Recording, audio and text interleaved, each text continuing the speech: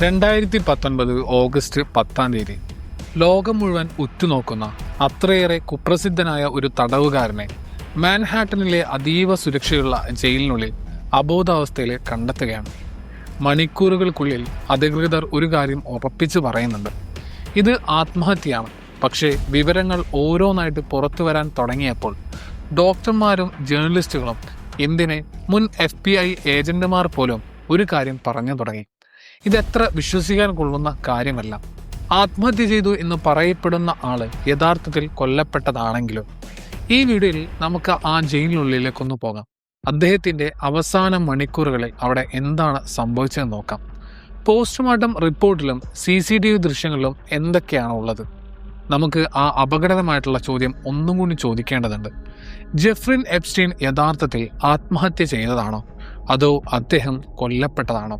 ആദ്യം നമുക്ക് ഈ ജെഫ്രി എപ്സ്റ്റീൻ ആരാണെന്നും അദ്ദേഹത്തിന്റെ മരണം ഇത്ര വലിയ കാര്യമാകാൻ കാരണം എന്താണെന്നും നോക്കാം.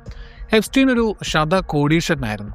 പക്ഷേ ഇത്രയും സ്വത്ത് അദ്ദേഹത്തിന് എവിടെ നിന്ന് കിട്ടി എന്നതിന് വ്യക്തമായിട്ടുള്ള ഒരു ഉത്തരവും ആരുടെ കയ്യിലുമില്ല. എന്നാൽ ലോകത്തെ ഏറ്റവും സ്വാധീനമുള്ള ആളുകളുമായി അദ്ദേഹത്തിന് വലിയ ബന്ധമുണ്ടായിരുന്നു എന്നുള്ളതാണ്. അമേരിക്കൻ പ്രസിഡന്റുമാർ, രാജകുമാരന്മാർ, പ്രധാനമന്ത്രിമാർ, ടെക് ലോകത്തെ വമ്പന്മാർ, ഹോളിവുഡ് സെലിബ്രിറ്റികൾ, അങ്ങനെ എല്ലാവരും അദ്ദേഹത്തിൻ്റെ അടുത്ത സുഹൃത്തുക്കളായിരുന്നു എന്നുള്ളതാണ്. അതേസമയം തന്നെ വളരെ ഭയാനകമായിട്ടുള്ള ആരോപണങ്ങളും അദ്ദേഹത്തിന് നേരെ ഉണ്ടായിരുന്നു.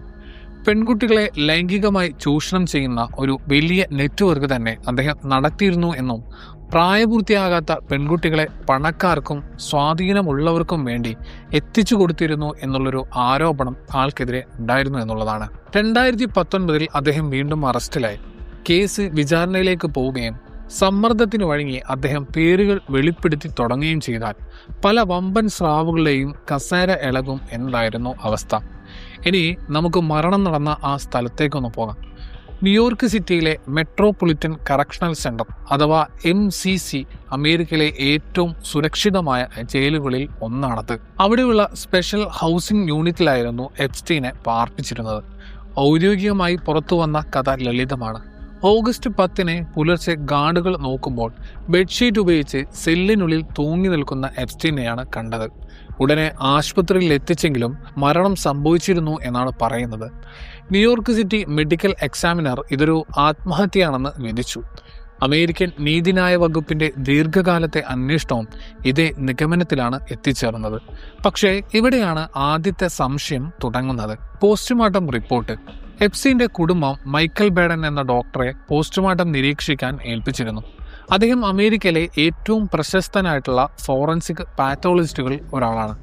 എപ്സ്റ്റീന്റെ കഴുത്തിലെ പരിക്കുകൾ പരിശോധിച്ച ഡോക്ടർ ബേഡൻ പറഞ്ഞ കാര്യങ്ങൾ ഔദ്യോഗിക റിപ്പോർട്ടുകളെ ചോദ്യം ചെയ്യുന്നതായിരുന്നു. അദ്ദേഹത്തിന്റെ അഭിപ്രായത്തിൽ എപ്സ്റ്റീന്റെ കഴുത്തിലെ ഹയോയിഡ് എല്ലിനും തൈറോയ്ഡ് കാർട്ടിലേജിനും പൊട്ടലുകൾ ഉണ്ടായിരുന്നു എന്നുള്ളതാണ്. ശ്വാസനാളത്തെ സംരക്ഷിക്കുന്ന വളരെ ചെറിയ എല്ലുകളാണിവ. ജയിലിനുള്ളിൽ ഒരാൾ തൂങ്ങി മരിക്കുമ്പോൾ ഇത്തരത്തിൽ എല്ലുകൾ പൊട്ടുന്നത് വളരെ അപൂർവമാണെന്നും മറിച്ച് ഒരാൾ കൈകൊണ്ട് കഴുത്ത് ഞെരിച്ച് കൊല്ലുമ്പോഴാണ് ഇത്തരം പരിക്കുകൾ സാധാരണയായിട്ട് കാണാറുള്ളതെന്നും ഡോക്ടർ ബേഡൻ വാദിച്ചിരുന്നു. 3 പ്രധാന കാരണങ്ങളാണ് അദ്ദേഹം ചൂണ്ടിക്കാണിച്ചത്. ഒന്നാമത്തത് കഴുത്തിലെ പല ഭാഗങ്ങളിലുമുള്ള എല്ലുകളുടെ പൊട്ടല്. 2 കണ്ണിലും മുഖത്തും കണ്ട ചെറിയ ചുവന്ന പാടുകൾ. കഴുത്ത് ഞെരിക്കുമ്പോൾ രക്തക്കോലുകൾ പൊട്ടി ഇങ്ങനെ ഉണ്ടാകാൻ സാധ്യതയുണ്ട് എന്നുള്ളതാണ്. 3 കഴുത്തിലെ പാടിന്റെ പ്രത്യേകത. തൂങ്ങി മരിക്കുമ്പോൾ സാധാരണയായിട്ട് കാണുന്ന മുകളിലേക്കുള്ള ചെരിഞ്ഞ പാടിന് പകരം കഴുത്തിന് ചുറ്റും വട്ടത്തിലുള്ള ഒരു പാടാണ് അവിടെ കണ്ടത്. എന്നാൽ ഈ വാദങ്ങളെ medical examiner doctor Barbara Samson പൂർണ്ണമായിട്ടും തള്ളിക്കളഞ്ഞിരുന്നു. ഇത് ആത്മഹത്യ തന്നെയാണെന്ന് അവർ ഉറപ്പിച്ചു പറഞ്ഞു. പ്രായമായ ആളുകൾ തൂങ്ങി മരിക്കുമ്പോൾ ഇത്തരം എല്ലുകൾ പൊട്ടാൻ സാധ്യത ഉണ്ടെന്നാണ് അവരുടെ പക്ഷം. അന്ന് എപ്സ്റ്റീന് 66 വയസ്സായിരുന്നു. അപ്പോൾ അവിടെ സംഭവിക്കുന്നത് എന്താണെന്ന് വെച്ചാൽ ലോകത്തെ തന്നെ ഏറ്റവും മികച്ച 2 വിദഗ്ധർ ഒരേ മൃതദേഹം പരിശോധിച്ചിട്ട് 2 വ്യത്യസ്തമായ കാര്യങ്ങൾ പറയുന്നു എന്നുള്ളതാണ്. ഒരു മിസ്റ്ററി സിനിമയ്ക്ക് ഇത് നല്ലൊരു കഥയാകാം, പക്ഷേ സാധാരണ ജനങ്ങളെ സംബന്ധിച്ചിടത്തോളം ഇത് വലിയൊരു ആശങ്കയാണ് ഉണ്ടാക്കിയത്. പോസ്റ്റ്മോർട്ടം റിപ്പോർട്ട് മാത്രമല്ല, ക്രൈം സീനിലും ഒരുപാട് ചോദ്യങ്ങളുണ്ട്. എപ്സ്റ്റീന്റെ സെല്ലിൽ നിന്ന് ബെഡ്ഷീറ്റ് കൊണ്ടുണ്ടാക്കിയ 2 കുരുക്കുകൾ കണ്ടെത്തിയതായിട്ട് റിപ്പോർട്ടുകളുണ്ട്. കൂടാതെ അധികമായിട്ട് ബെഡ്ഷീറ്റുകളും മെത്തയും തുണികളും അവിടെ ഉണ്ടായിരുന്നു. അപ്പോൾ ഇതിൽ ഏത് തുണിയാണ് അദ്ദേഹം ഉപയോഗിച്ചത്? കൃത്യമായ തുണി തന്നെയാണ് പരിശോധിച്ചത്. ഗാർഡുകൾ എപ്സ്റ്റീനെ കണ്ടെത്തുമ്പോൾ അദ്ദേഹം പൂർണ്ണമായിട്ട് തൂങ്ങി നിൽക്കുകയായിരുന്നില്ല, മറിച്ച് മുട്ടുകുത്തിയോ അല്ലെങ്കിൽ പകുതി ഇരുന്നോ ഉള്ള ഒരു അവസ്ഥയിലായിരുന്നു എന്നാണ് പറയപ്പെടുന്നത്. എപ്സ്റ്റീനെ കണ്ട ഉടനെ ഒരു ഗാർഡ് പറഞ്ഞത് എപ്സ്റ്റീൻ ശ്വാസമെടുക്കൂ എന്നാണത്രേ. അതിനുശേഷം അദ്ദേഹം പറഞ്ഞു, നമ്മൾ വലിയ കുഴപ്പത്തിലാകാൻ പോവുകയാണ് എന്നുള്ളത്. ആ അവസാന വാർഡ് അതീവ സുരക്ഷയുള്ള ആ സെല്ലിൽ അദ്ദേഹം ഒറ്റക്കായി എന്നുള്ളതാണ്. ഇനി നമുക്ക് ഓഗസ്റ്റ് 9 രാത്രി മുതൽ ഓഗസ്റ്റ് 10 പുലർച്ചെ വരെയുള്ള ആ സമയം നോക്കാം. പലരും ഇതിനെ കാണാതായ മണിക്കൂറുകൾ എന്ന് വിളിക്കുന്നുണ്ട്. രാത്രി 8 മണിയോടെ സെല്ലുകൾ പൂട്ടി. എപ്സ്റ്റീൻ ജയിലിലെ ഫോണിൽ നിന്ന് ഒരു കോൾ ചെയ്തു. ആ കോൾ റെക്കോർഡ് ചെയ്തിരുന്നില്ല. തൻ്റെ അമ്മയെ വിളിക്കാനാണെന്നാണ് അദ്ദേഹം സ്റ്റാഫിനോട് പറഞ്ഞത്. പക്ഷേ സത്യം എന്താണെന്നോ, അദ്ദേഹത്തിൻ്റെ അമ്മ വർഷങ്ങൾക്ക് മുമ്പ് മരിച്ചുപോയതാണ്. അപ്പോൾ അദ്ദേഹം യഥാർത്ഥത്തിൽ ആരെയാണ് വിളിച്ചത്? ഇത്രയും കുപ്രസിദ്ധനായ ഒരു തടവുകാരനെ ആരും കേൾക്കാതെ ആരെ വിളിക്കാനാണ് അനുവാദം കൊടുത്തത്? ആ രഹസ്യം ഇപ്പോഴും ബാക്കിയാണ്. ആ ഒരു ഫോൺ കോളിന് ശേഷം ഓരോ 30 മിനിറ്റിലും ഗാർഡുകൾ അദ്ദേഹത്തെ പരിശോധിക്കേണ്ടതായിരുന്നു. പക്ഷേ ആ രാത്രി ഡ്യൂട്ടിയിലുണ്ടായിരുന്ന 2 ഗാർഡുകൾ അവരുടെ ജോലി ചെയ്തില്ല എന്നുള്ളതാണ്. അവർ ഇൻ്റർനെറ്റിൽ സെർച്ച് ചെയ്തും പേപ്പർ ജോലികൾ ചെയ്തും സമയം കളഞ്ഞു. ഇടയ്ക്ക് ഏതാണ്ട് 3 മണിക്കൂറോളം അവർ ഉറങ്ങിപ്പോവുകയും ചെയ്തിട്ടായിരുന്നു. രാത്രി 10:30 മുതൽ രാവിലെ 6:30 വരെ ഒരാൾ പോലും എപ്സ്റ്റീൻ്റെ സെല്ലിൽ പോയി നോക്കിയിട്ടില്ല എന്നുള്ളതാണ്. പക്ഷേ രസകരമായിട്ടുള്ളൊരു കാര്യം, കൃത്യമായിട്ട് പരിശോധന നടത്തി എന്നിവർ ലോഗ് ബുക്കിൽ കള്ളം എഴുതി വെക്കുകയും ചെയ്തു എന്നുള്ളതാണ്. ഇവിടെയാണ് ജയിൽ സംവിധാനത്തിൻ്റെ പരാജയം വരുന്നത്. അന്ന് ഡ്യൂട്ടിയിലുണ്ടായിരുന്ന ആ ഗാർഡുകൾ ഓവർ ടൈം ജോലി ചെയ്യുകയായിരുന്നു. അതിലൊരാൾ സ്ഥിരമായി ഈ ജോലി ചെയ്യുന്ന ആൾ പോലും ആയിരുന്നില്ല.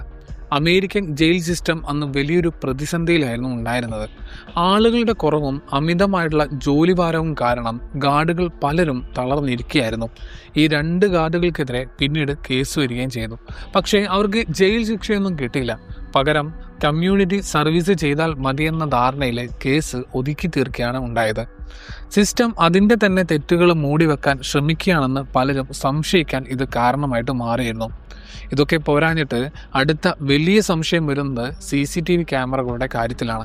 അതീവ സുരക്ഷയുള്ള ആ വാർഡിൽ മികച്ച രീതിയിലുള്ള ക്യാമറ നിരീക്ഷണം ഉണ്ടാകേണ്ടതാണ്. പക്ഷേ എപ്സ്റ്റീൻ്റെ സെല്ലിന് പുറത്തുള്ള 2 ക്യാമറകൾ ആ രാത്രിയിൽ പണിമുടക്കി എന്നുള്ളതാണ്. മറ്റൊരു ക്യാമറയിലെ ദൃശ്യങ്ങൾ ഉപയോഗിക്കാൻ പറ്റാത്തത്ര വിധത്തിലായിരുന്നു ഉണ്ടായിരുന്നത്.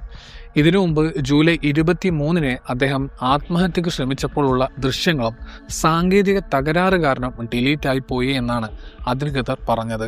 ഒന്ന് ആലോചിച്ച് നോക്കിയേ, ലോകത്തെ വമ്പന്മാരുടെ രഹസ്യങ്ങൾ അറിയാവുന്ന ഒരാൾ ആദ്യം ആത്മഹത്യക്ക് ശ്രമിക്കുന്നു, ആ ദൃശ്യങ്ങൾ കാണാനില്ല. രണ്ടാമത് അയാൾ മരിക്കുന്നു, അപ്പോഴും ക്യാമറകൾ പ്രവർത്തിക്കുന്നില്ല. ഒരേ സമയം ഇത്രയധികം യാദൃശ്ചികതകൾ സംഭവിക്കുമോ എന്നുള്ളതാണ് ചോദ്യം. കൂടാതെ CBS നടത്തിയ ഒരു അന്വേഷണത്തിൽ മറ്റൊരു കാര്യം കൂടി പുറത്തു വന്നിരുന്നു. ആ രാത്രിയിൽ ഓറഞ്ച് ജംപ് സ്യൂട്ട് ധരിച്ച ഒരാൾ എപ്സ്റ്റീൻ്റെ സെല്ലിൻ്റെ ഭാഗത്തേക്ക് പോകുന്നത് CCTVയിൽ കണ്ടിരുന്നു. ആ വാർഡിൻ്റെ താക്കോല് തങ്ങളുടെ കയ്യിൽ മാത്രമേ ഉള്ളൂ എന്നാണ് ഗാർഡുകൾ പറഞ്ഞിരുന്നത്. എന്നിട്ടും മറ്റൊരാൾ അവിടെ എങ്ങനെ വന്നു എന്നുള്ളതാണ് ചോദ്യം. അതൊരു സ്റ്റാഫായിരുന്നോ അതോ മറ്റാരെങ്കിലും ആയിരുന്നോ എന്നതിൽ ഇപ്പോഴും ഒരു വ്യക്തത ഉണ്ടായിട്ടില്ല. അപ്പോൾ നമ്മൾ ഇതുവരെ പറഞ്ഞ കാര്യങ്ങൾ ഒന്നുകൂടി വായിച്ചു നോക്കിയാൽ, ആത്മഹത്യക്ക് ശ്രമിച്ച ഒരാളെ സുരക്ഷാ നിരീക്ഷണത്തിൽ നിന്ന് മാറ്റുന്നു, കൂടെ ഒരാൾ വേണമെന്ന നിയമം ലംഘിക്കുന്നു, ഗാർഡുകൾ ഉറങ്ങിപ്പോകുന്നു, അവർ കള്ളം എഴുതി വെക്കുന്നു, ക്യാമറകൾ പണിമുടക്കുന്നു, ദൃശ്യങ്ങൾ അപ്രത്യക്ഷമാകുന്നു. പോസ്റ്റ്മോർട്ടം റിപ്പോർട്ടിലെ സംശയങ്ങൾ ബാക്കിയാകുകയാണ് ചെയ്യുന്നത്. ഇതൊരു സിനിമയാണെങ്കിൽ നമ്മൾ പറയും ഇതൊന്നും ഒട്ടും റിയലിസ്റ്റിക് അല്ല എന്നുള്ളത്. പക്ഷേ ഇതൊക്കെ യാഥാർത്ഥ്യത്തിൽ നടന്ന കാര്യങ്ങളാണ്. ഇനി ഇതിൻ്റെ കൂടെ എപ്സ്റ്റീൻ്റെ സുഹൃത്ത് വലയം കൂടി നോക്കുമ്പോൾ കാര്യങ്ങൾ കുറച്ചും കൂടി ദുരൂഹമാകും. ബിൽ ക്ലിൻ്റൺ, ആൻഡ്രൂ രാജകുമാരൻ, ബിൽ ഗേറ്റ്സ് തുടങ്ങി വലിയൊരു നിര തന്നെ എപ്സ്റ്റീനുമായിട്ട് ബന്ധപ്പെട്ടിരുന്നു. എപ്സ്റ്റീൻ്റെ പ്രൈവറ്റ് ജെറ്റിൽ ബിൽ ക്ലിൻ്റൺ യാത്ര ചെയ്തിട്ടുണ്ട്. ആൻഡ്രൂ രാജകുമാരൻ എപ്സ്റ്റീൻ്റെ കൂടെയുള്ള പെൺകുട്ടികളുടെ കൂടെ നിൽക്കുന്ന ചിത്രങ്ങൾ പുറത്തു വന്നു. എലോൺ മസ്ക് മുതൽ പ്രശസ്തരായിട്ടുള്ള ശാസ്ത്രജ്ഞർ വരെ അദ്ദേഹത്തിൻ്റെ ബ്ലാക്ക് ബുക്കിൽ ഉണ്ടായിരുന്നു എന്നുള്ളതാണ്. ഒരു പേര് ആ ലിസ്റ്റിൽ ഉണ്ടെന്നത് കൊണ്ട് മാത്രം അവർ കുറ്റവാളികളാണെന്ന് പറയാനും പറ്റില്ല. പക്ഷേ ഇത്രയും സ്വാധീനമുള്ളവർ ഉൾപ്പെട്ട ഒരു കേസിൽ വിചാരണ നടന്നാൽ പലരുടെയും മുഖം മൂടി അഴിഞ്ഞു വീഴും എന്നുള്ള കാര്യം ഉറപ്പാണ്. ഇവിടെയാണ് കോൺസ്പിറൻസി തിയറികൾ വരുന്നത്. എപ്സ്റ്റീൻ ഈ വമ്പന്മാരുടെ രഹസ്യങ്ങൾ കൈവശം വെച്ചിരുന്നുവെന്നും അത് ഉപയോഗിച്ച് അവരെ ബ്ലാക്ക് മെയിൽ ചെയ്തിരുന്നുവെന്നും പലരും വിശ്വസിക്കുന്നുണ്ട്. അങ്ങനെയാണെങ്കിൽ അദ്ദേഹത്തിന്റെ അറിവ് ലോകത്തിലെ തന്നെ ഏറ്റവും വലിയ ആയുധമാണ്. അദ്ദേഹം വിചാരണയ്ക്ക് മുമ്പ് മരിച്ചത് പലർക്കും ഗുണകരമായി എന്നുള്ളതാണ്. വമ്പൻ സ്രാവുകളെ രക്ഷിക്കാൻ വേണ്ടി സിസ്റ്റം തന്നെ അദ്ദേഹത്തെ ഇല്ലാതാക്കിയാണെന്ന് പലരും വിശ്വസിക്കുന്നുണ്ട്. ഇതിന്റെ ഭാഗമായിട്ടാണ് എപ്സ്റ്റീൻ ഡിഡ്ന്റ് കിൽ ഹിംസെൽഫ് എന്ന വാചകം അന്ന് സോഷ്യൽ മീഡിയയിൽ വലിയ രീതിയിൽ ട്രെൻഡായിട്ട് മാറിയത്. അതേസമയം ഔദ്യോഗിക റിപ്പോർട്ടുകൾ പറയുന്നത് മറ്റൊന്നാണ്. 2023 വന്ന റിപ്പോർട്ട് പ്രകാരം അവിടെ നടന്നത് കൊലപാതകം ആണ് എന്നുള്ളതിന് യാതൊരു തെളിവുകളും ഇല്ല എന്നുള്ളതാണ്. ജയിൽ ജീവനക്കാരുടെ ഭാഗത്തു നിന്നുണ്ടായിട്ടുള്ള ഗുരുതരമായുള്ള വീഴ്ചകളാണ് ഈ മരണത്തിന് കാരണമെന്നാണ് നീതിന്യായ വകുപ്പും പറയുന്നത്. അതായത് ഇതൊരു ആസൂത്രിതമായിട്ടുള്ള കൊലപാതകമല്ല, മറിച്ച് ഉത്തരവാദിത്തം ഇല്ലാത്ത ഒരു സിസ്റ്റത്തിന്റെ പരാജയമാണ്. ലളിതമായിട്ട് പറഞ്ഞാൽ ഗൂഢാലോചനയല്ല, അനാസ്ഥയാണ് കാരണം. എപ്സ്റ്റീന്റെ പങ്കാളിയായിരുന്ന ഗിസ്ലൈൻ മാക്സ്വെൽ പോലും ഇപ്പോൾ പറയുന്നത് അദ്ദേഹം കൊല്ലപ്പെട്ടതാകാം എന്നാണ്. അതേസമയം തന്നെ ജയിലിനുള്ളിൽ ഒരാളെ കൊല്ലാൻ വലിയ പണമൊന്നും വേണ്ടെന്നും അവർ സൂചിപ്പിക്കുന്നുണ്ട്. പക്ഷേ ഇതൊന്നും കൃത്യമായിട്ടുള്ള ആൻസേഴ്സ് അല്ല, സംശയങ്ങൾ കൂട്ടുകയുള്ളൂ. അപ്പോൾ നമ്മൾ എവിടെയാണ് എത്തി നിൽക്കുന്നത് ചോദിച്ചാൽ ഈ കഥയെ നമുക്ക് രണ്ട് രീതിയിലാണ് കാണാൻ സാധിക്കുക. ആദ്യത്തെ ആത്മഹത്യ എന്ന വാദം. എപ്സ്റ്റീൻ നേരത്തെയും ആത്മഹത്യക്ക് ശ്രമിച്ചിരുന്നു എന്നുള്ളത് ഒരു സത്യമാണ്. ജീവിതകാലം മുഴുവൻ ജയിലിൽ കിടക്കേണ്ടി വരും, പേരും പ്രശസ്തിയും പോയി, സുഹൃത്തുക്കളൊക്കെ കൈവിട്ടു. ഈ ഒരു സാഹചര്യത്തിൽ ജീവിതം അവസാനിപ്പിക്കാൻ അദ്ദേഹം തീരുമാനിച്ചു എന്നുള്ളതാണ് പറയുന്നത്. ജയിലിലെ അനാസ്ഥയും ഗാർഡുകളുടെ ഉറക്കവും അദ്ദേഹം ഇതിനായിട്ടും ഉപയോഗിച്ചു എന്ന് പറയപ്പെടുന്നു. ഇനി രണ്ടാമത്തേത് എന്ന് പറയുന്നത് കൊലപാതകം എന്നൊരു വാദമാണ്. ലോകത്തെ വമ്പന്മാരുടെ രഹസ്യങ്ങൾ അറിയാവുന്ന ഒരേയൊരാൾ വിചാരണയ്ക്ക് തൊട്ടു മുമ്പ് മരിക്കുന്നു. അദ്ദേഹത്തിൻ്റെ ചുറ്റുമുള്ള എല്ലാ സുരക്ഷാ സംവിധാനങ്ങളും ഒരേ രീതിയിൽ പരാജയപ്പെടുന്നു. ക്യാമറകൾ പോയി, ഗാർഡുകൾ ഉറങ്ങി, കൂടെയുള്ള ആളെ മാറ്റി, ശരീരത്തിൽ കണ്ട പാടുകൾ കൊലപാതകത്തിൻ്റെതാണെന്ന് വിദഗ്ധരും പറയുന്നുണ്ട്. ഇതെല്ലാം കൂടി നോക്കുമ്പോൾ ആരോ അദ്ദേഹത്തെ നിശബ്ദനാക്കാൻ ശ്രമിച്ചതാണെന്ന് തോന്നിപ്പോകുന്നുണ്ട്. രണ്ടു വശത്തും തെളിവുകളുണ്ട്, അതേപോലെ തന്നെ വിടവുകളുമുണ്ട്. അതുകൊണ്ടാണ് ആത്മഹത്യയോ കൊലപാതകമോ എന്ന ചോദ്യം ഇന്നും പ്രസക്തമായിട്ട് നിൽക്കുന്നുണ്ട്. നമുക്ക് ചിന്തിക്കാൻ ഇനിയും ഒരുപാട് ചോദ്യങ്ങളുണ്ട്. എന്തുകൊണ്ടാണ് ആദ്യത്തെ ആത്മഹത്യാ ശ്രമത്തിന് ശേഷം ഇത്ര വേഗത്തിൽ അദ്ദേഹത്തെ നിരീക്ഷണത്തിൽ നിന്ന് മാറ്റിയത് എന്നുള്ളൊരു ചോദ്യമുണ്ട്. കൂടെ ഒരാൾ വേണമെന്ന നിയമം കൃത്യമായിട്ട് അവസാന ദിവസം ലംഘിക്കപ്പെട്ടത് എങ്ങനെയാണ്? ലോകം ശ്രദ്ധിക്കുന്ന ഒരു തടവുകാരൻ്റെ സെല്ലിന് മുന്നിലെ ക്യാമറകൾ ഒരേ സമയം എങ്ങനെ കേടായി? ഗാർഡുകൾ എന്തുകൊണ്ടാണ് തങ്ങളുടെ കരിയർ തന്നെ അപകടത്തിലാക്കി അന്ന് ഉറങ്ങാൻ പോയത്? രണ്ട് മികച്ച ഫോറൻസിക് വിദഗ്ധർ എന്തുകൊണ്ടാണ് ഒരേ പരിക്കുകളെ രണ്ട് രീതിയിൽ വ്യാഖ്യാനിക്കുന്നത്? അവസാനമായിട്ട് നമുക്ക് ഉറപ്പിച്ചു പറയാൻ കഴിയുന്ന 3 കാര്യങ്ങളുണ്ട്. 1, ജെഫ്രി എപ്സ്റ്റീൻ മരിച്ചു എന്നുള്ളതാണ്. 2, ഔദ്യോഗികമായി ഇതൊരു ആത്മഹത്യയാണ്. 3, ഇതിനു പിന്നിലെ അധികാരബന്ധങ്ങളും ജയിൽ പരാജയങ്ങളും ഫോറൻസിക് റിപ്പോർട്ടിലെ വൈരുദ്ധ്യങ്ങളും കാരണം ഇത് സമീപകാല ചരിത്രത്തിലെ ഏറ്റവും വലിയ മിസ്റ്ററി ആയിട്ട് തുടരുകയും ചെയ്യുന്നുണ്ട്. തകർന്നു വീണ ഒരു ജയിൽ സംവിധാനത്തിന്റെ ഇരയായിട്ട് അദ്ദേഹം സ്വയം മരിച്ചതാണോ, അതോ പ്രമുഖരുടെ രഹസ്യങ്ങൾ കാക്കാൻ വേണ്ടി ആസൂത്രണം ചെയ്ത ഒരു കൊലപാതകമാണോ ഇത്? തെളിവുകൾ രണ്ട് ഭാഗത്തേക്കും വിരൽ ചൂണ്ടുന്നുണ്ട്. സിസ്റ്റം പറയുന്നത് വിശ്വസിക്കാൻ അവർ നമ്മളോട് ആവശ്യപ്പെടുന്നു. പക്ഷേ ഇതെല്ലാം കേട്ട് കഴിഞ്ഞപ്പോൾ നിങ്ങൾക്ക് എന്താണോ തോന്നുന്നത്? 2019 ഓഗസ്റ്റ് 10 ആ സെല്ലിൽ യാഥാർത്ഥ്യത്തിൽ എന്തായിരിക്കും സംഭവിച്ചിട്ടുണ്ടാവുക?